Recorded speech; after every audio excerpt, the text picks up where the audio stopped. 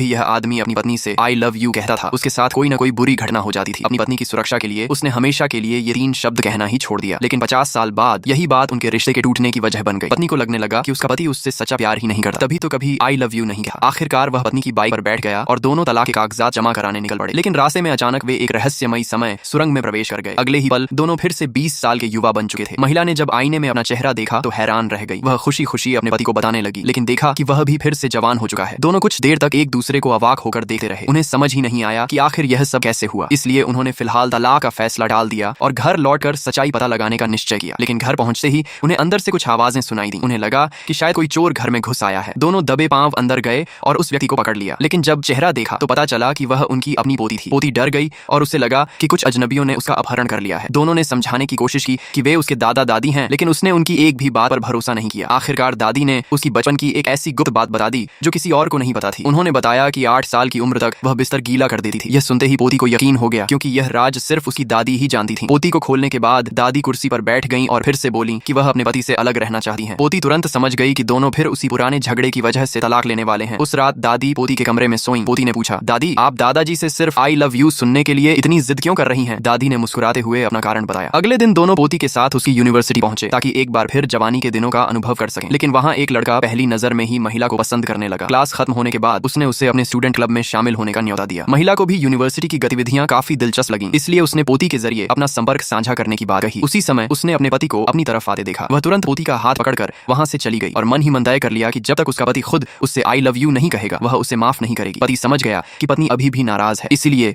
उसने एक रेडियो में अपनी आवाज रिकॉर्ड की। उस रिकॉर्डिंग में सिर्फ 3 शब्द थे, आई लव यू। जब पत्नी ने रेडियो पर पति की आवाज सुनी तो उसके दिल में खुशी तो हुई, लेकिन उसे इस बात का अफसोस भी था कि उसने सामने आकर ये बात नहीं कही। तभी अचानक किसी लड़की की मदद के लिए चीख सुनाई दी। महिला दौड़कर वहां पहुंची और देखा कि उसका पति बेहोश हुई एक लड़की की जान बचा रहा है। अपने पति की इंसानियत देखकर उसका सारा गुस्सा खत्म हो गया और उसने उसे माफ कर दिया। लेकिन उसे क्या पता था कि आगे चलकर वही लड़की सबके सामने उसके पति से अपने प्यार का इजहार कर देगी। आसपास खड़े सभी छात्र उन दोनों को साथ होने के लिए जोर जोर से उत्साहित करने लगे। लेकिन इससे पहले कि उसका पति कुछ कह पाता, पत्नी आगे बढ़ी और उसकी तरफ से उस लड़की का प्रस्ताव साफ शब्दों में ठुकरा दिया।